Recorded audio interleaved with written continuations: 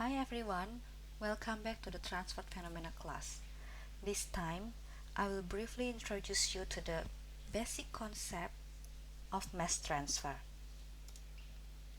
So in this class, we will discuss about the mixture of two components A and B. All problems involving multi-component mixtures will not be discussed in this class.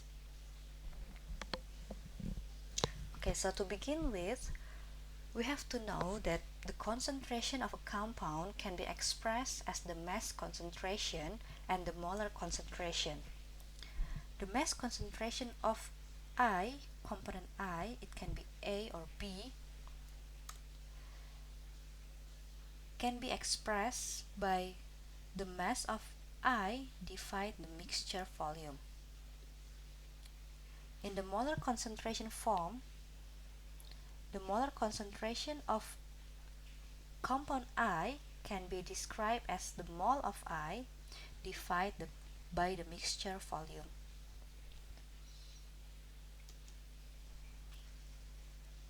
In momentum transport, we have Newton's law of viscosity. If you still remember, in momentum transport, we have this equation. Please wait a second.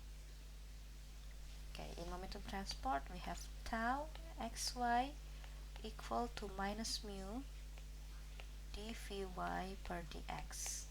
Okay, this is the Newton law of viscosity, which indicates the molecular momentum transfer. Okay?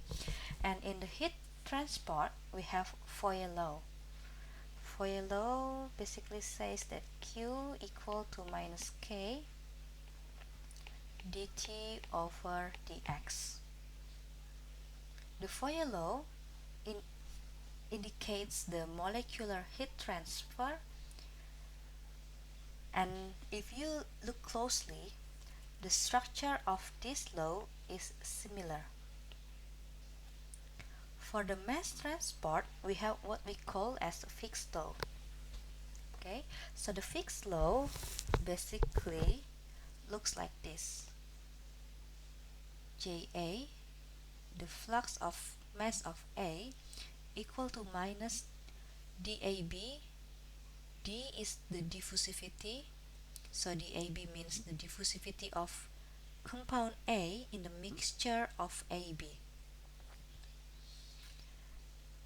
dCA over dZ.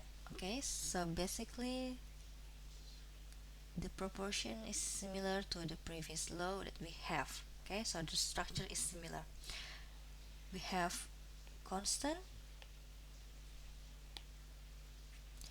Okay, we have driving force,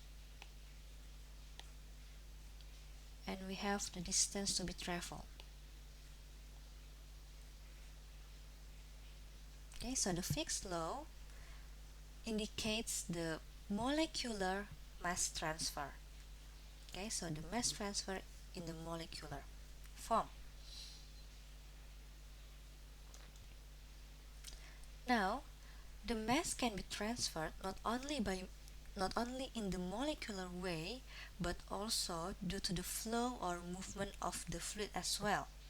So here we have the combined flux.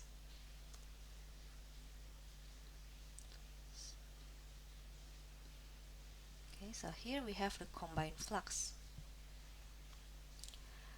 The combined flux can be described as the mass flux and the molar flux as well. Okay, so in practical application, we often use the combined flux, not the molecular flux.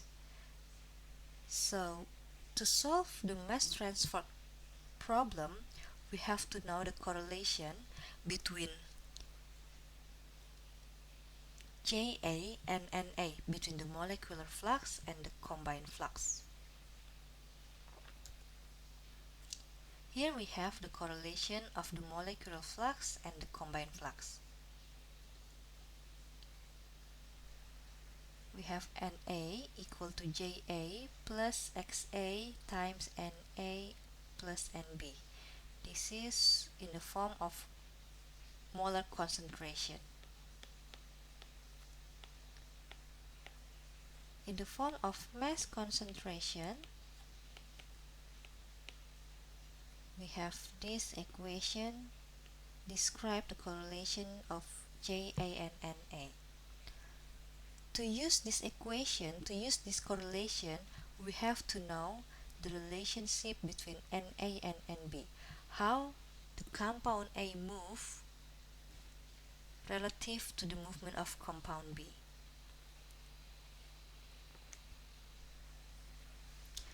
The shell mass balance in the steady state condition can be written as follows.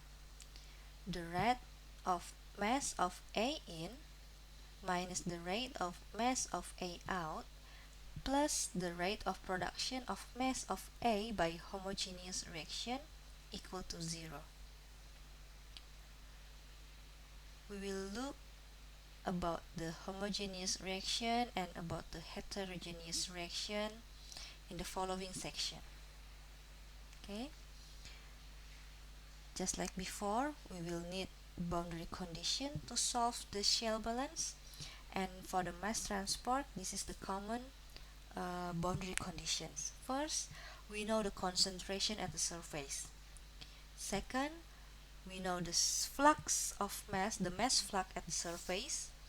The third, if it is related to the chemical reaction, the reaction rate at the surface is known. And the last one, at the interface, the concentration at both surface is not similar. So that's all for today. That's all the introduction to the mass transport. See you on the next video.